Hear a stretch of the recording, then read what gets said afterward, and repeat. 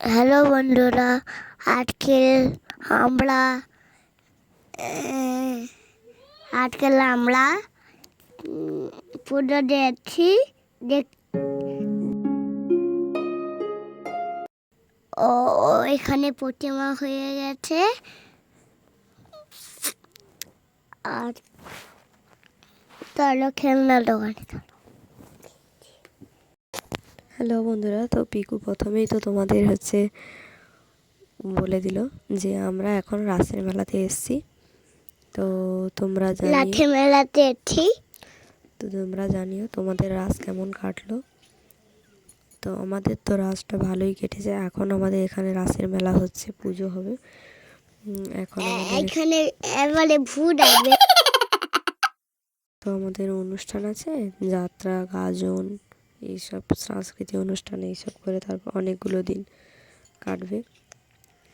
তো আমরা এখানে আর একটা মন্দিরে পুজো দেখতে গেছিলাম। তো সেখানে ঠাকুর কেমন হয়েছে তো প্রতিমা হয়ে গেছে। সেখানে গিয়ে আমরা তোমাদের জন্য ভিডিও বানিয়ে এনেছি আমাদের গ্রামে কেমন রাস পুজো হয়। তো দেখুন আমাদের গ্রামে কেমন রাস পুজো হয়। পিকু গিয়ে ওখানে অনেক মজা করেছে, আমরাও মজা করেছি। তবে ওকে দেখে আমাদের সেই ছোটোবেলার কথাগুলো মনে পড়েছে। খুব আনন্দ করছিল ও গিয়ে, ও আসতে চাইছিল না। তারপরে ওকে জোরজার করে নিয়ে এলাম। আমরা গিয়েছিলাম, অনেক বেলা ছিল, তখন বাজে 4:30।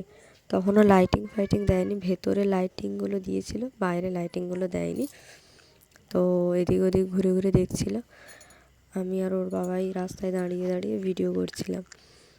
তো অনেক বেলা থাকতে থাকতে গিয়েছিলাম বলে ও একটু ভিড় কমে দেখেছে, না হলে এখানে সন্ধ্যাবেলা এত ভিড় হয়ে যায় যে এখানে ভালোভাবে ঠাকুরই দেখা যায় না। তোর বাবাই বললো চলো একটু তাড়াতাড়ি চলো, গিয়ে ভালো করে ঠাকুর দেখে আসি। এবারে চলো খেলনা দোকানে চলো। দাঁড়াও দাঁড়াও, খেলনা কিনবো, আগে তো আমরা ভালো করে ঠাকুরগুলো দেখে নিই। না, এবারে খেলনা দোকানে চলো। এই দেখুন বন্ধুরা, এইখানে ও দাঁড়িয়ে দাঁড়িয়ে দেখছে ওখানে লাইটিং, এখানে মানব রাস হয়, ঠিক আছে। তো ওইখানে ওই দাদাটা লাইটিং ঠিক করছিল। তারপরে ও আবার বাইরে ছুটে চলে এলো। বলছে যে বাইরে এসে ও চুপটি করে মন খারাপ করে দাঁড়িয়েছে, জানি না ওর হঠাৎ মাত্র কী হলো।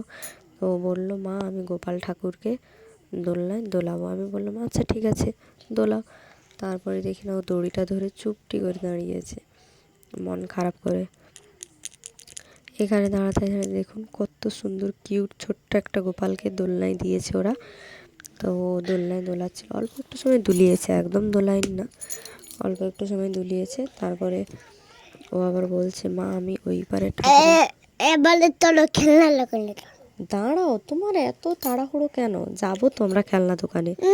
আগে তুমি এই ঠাকুরটাকে দুলিয়েছো, ওই পারের ঠাকুরটাকে দোলাবে, তারপরে যাবো বলতে ও ছুটে চলে গেল ওখানে। এবারে চলো খেলনা দোকানে চলো। পিকুর খেলনা খেলনা খেলনা বলে বলে ও মাথা খারাপ করে দিচ্ছিল। তারপরে এখানেও দোলনা দোলাচ্ছিল। তারপর বাবা কিছু টাকা দিয়েছিল যে ওই বাক্সগুলোর মধ্যে দেওয়ার জন্য, তো দিল বাক্সগুলোর মধ্যে। তারপরে দিয়ে আস্তে আস্তে দোলাচ্ছে। তোমরা জানিও তোমাদের ওখানে রাসযাত্রা কেমন হয়। আমাদের এখানে তো গ্রামের মধ্যে যেমন হয় ছোট্টখাট্টোর মধ্যে, তবে এইবারে একটু সন্ধ্যা হয়ে আসতে লাইটগুলো দিয়ে দিয়েছে। তো আমি তোমাদের আরেকবার ঘুরিয়ে দেখিয়ে দিলাম। আর এখানে প্রচণ্ড বক্সের আওয়াজ, কোনো কিছুই শোনা যাচ্ছে না। এবারে চলো খেলনা দোকানে চলো। তারপরে ও এখানে খেলছিল, খেলতে খেলতে বলছিল যে আমি আর একবার দুলিয়ে নিই, ছুটে চলে আসছিল, এসে আর একবার দোলাচ্ছিল। চলো খেলনা দোকানে চলো। তারপরে চলে এসেছি আমরা খেলনা দোকানে। এসে ওই খেলনাটা পছন্দ করেছিল, তো ওনারা টাকা দিয়েছে, আমি টাকা দিয়ে আসি।